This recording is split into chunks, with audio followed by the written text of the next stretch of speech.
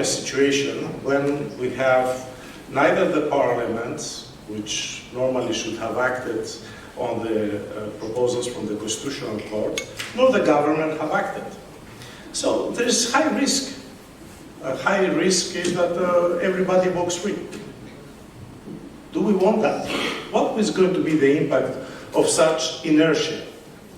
We do not want that, and I think no citizen, we will not find a single, maybe you will find very few individuals that may have interest in that. So what we need is to use this forum today, and together, of course, with the constant interaction that we have with the ministry, the judiciary, with my colleagues, your ambassadors, but colleagues across the board, to work to find a quick, but not a quick fix.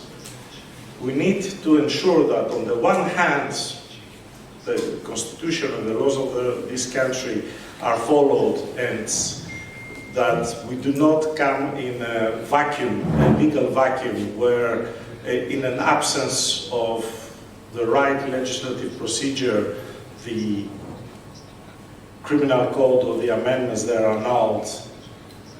But on the other hand, we need to ensure that we follow to the letter the recommendation of the peer review mechanism. There's so many recommendations of legal experts that they can come to this country, and of course to professors that they have contributed highly into this debate.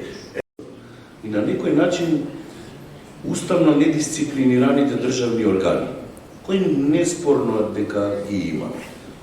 Значи, бевме одговорни, им дадовме рок од 6 месеци.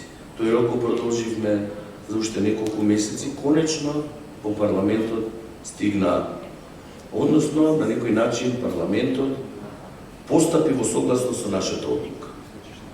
Што значи? Предложените измени сега во моментот се ставени во редовна постапка. Тоа беше дел од нашата суштина.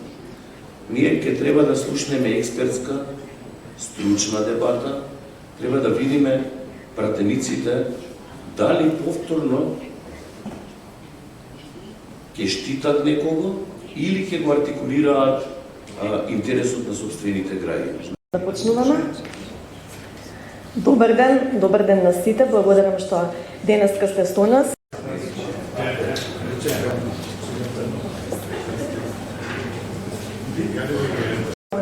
Катастрофални измени на кривичниот законник, веројатно никогаш до друга работа не имало таков консензус помеѓу експертската и професионална јавност, дека тоа беше сериозен упад во владењето на правото во земјата. Председателот на партијата кој што ги донесе, Венко Филипче, да каже дека беа грешка и да признае дека тоа не беше добар потек, но еве сме кај сме денес со нови измени кои што се доставени веќе во собранието. Јас ќе признаам дека кога го планиравме денешниот настан, ние имавме идеја да го потурнеме оној кој што носи закони, за да ги достави на некој начин измените во законодавниот дом, затоа што навистина се доцнеше, останиот беше галантен, даде рокот 6 месеци, причината на новите амандмани, но и за оно што се вели повреда во самиот процес, но и штета која што е веќе нанесена од претходните, дали таа може да се поправи и колку со сето ова